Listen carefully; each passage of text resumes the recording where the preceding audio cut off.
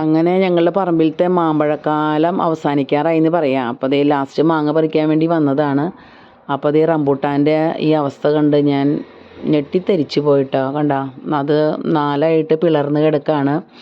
ഞാൻ കണ്ടിട്ടില്ല എന്താണ് സംഭവിച്ചതെന്നുള്ളത്. എങ്കിലും ഞാൻ വിചാരിക്കുന്നത് ഈ റംബൂട്ടാനുകളാണ് ഏറ്റവും കൂടുതൽ റംബൂട്ടാൻ ഉണ്ടായിട്ടുള്ളത്. പകുതി മൂപ്പേ ആയിട്ടുള്ളൂ. ഒറ്റയും തെറ്റിയാണ് അവിടെ ഇവിടെ ഒരു മഞ്ഞപ്പ് വന്നിട്ടുള്ളൂ. എനിക്ക് തോന്നുന്നത് അത് പറിക്കാൻ വേണ്ടിയിട്ട് ആരെങ്കിലും കയറിയിട്ടുണ്ടാവും. അപ്പം അത് പിളർന്നതാവാനാണ് സാധ്യത.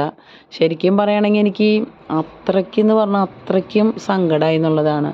ഞാൻ അവിടെ ഇരിക്കുന്ന സെക്യൂരിറ്റിയോടൊക്കെ ചോദിച്ചു, ചേട്ടൻ കണ്ടോയെന്ന് ചോദിച്ചു. ചേട്ടൻ പറഞ്ഞു, ഞാൻ ഡ്യൂട്ടിക്ക് വന്നതിന് ശേഷം ആരും വന്നിട്ടില്ല, ഇനി രാവിലെ ആരെങ്കിലും കയറി പോയിട്ടുണ്ടോ എന്ന് എനിക്ക് അറിഞ്ഞുകൂടാന്ന് പറഞ്ഞു. അങ്ങനെ ഞാൻ നോക്കുമ്പോൾ എന്താ പറയുക, ഒരു മനം കുളിർക്കുന്ന കാഴ്ച കണ്ടത് എന്താണെന്ന് വെച്ചാൽ, കൊറോണ കാലത്ത് നമ്മൾ കുറച്ച് ഒരു 6-7 തെങ്ങും തൈ വെച്ചിട്ടുണ്ടായിരുന്നു. അതിലൊരെണ്ണം ദേ കായ്ച്ചിട്ടുണ്ട്, 2 കരിക്കുണ്ട് കേട്ടോ. അത് കണ്ടപ്പോൾ ഒരു സന്തോഷം തോന്നി.